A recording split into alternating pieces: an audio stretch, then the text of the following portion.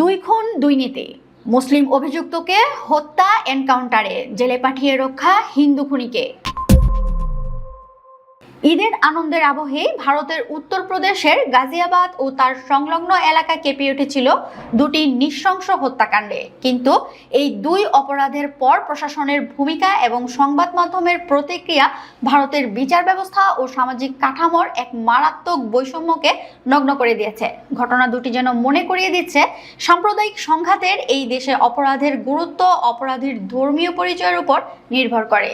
ঈদের দিন 17 বছর বয়সী কিশোর সূর্যপ্রতাপ চৌহানকে ছুরিকাঘাতে নির্মমভাবে হত্যা করা হয়। পরিকল্পিতভাবে এই মামলার প্রধান অভিযুক্ত ছিলেন আসাদ নামের এক মুসলিম যুবক। প্রায় একই সময়ে 26 বছর বয়সী যুবক আরবাজকে পিটিয়ে ও কুপিয়ে খুন করা হয়।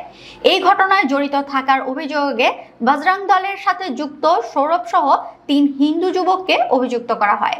হত্যাকাণ্ড দুটির পর প্রশাসনের নেওয়া পদক্ষেপের মধ্যে আকাশ পাতাল তফাৎ দেখা গেছে।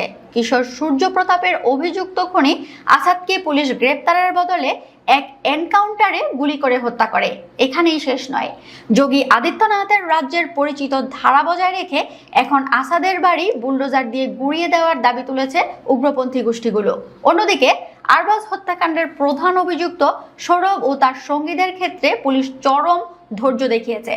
তাদের নিয়মতান্ত্রিকভাবে গ্রেপ্তার করে জেলে পাঠানো হয়েছে। আরবাজের পরিবারের অভিযোগ, প্রশাসন শুরু থেকেই সৌরভকে আড়াল করার এবং বাঁচানোর চেষ্টা করছে।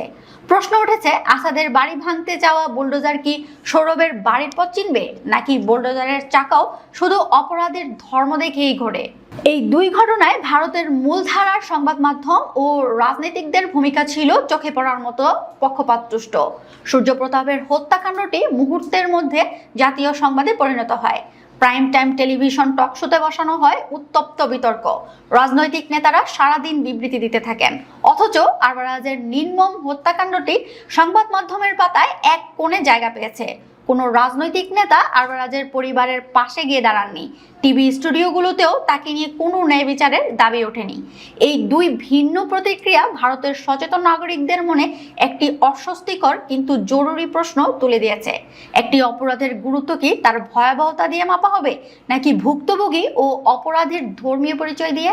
সচেতন মহল বলছেন, খুন তো খুনি, রক্তের কোনো ধর্ম হয় না। কিন্তু আজকের ভারতে অপরাধীর নাম আসাদ হলে জোটে এনকাউন্টার আর বুলডোজার, আর নাম সৌরভ হলে মেলে আইনি সুরক্ষা ও সাধারণ গ্রেপ্তার।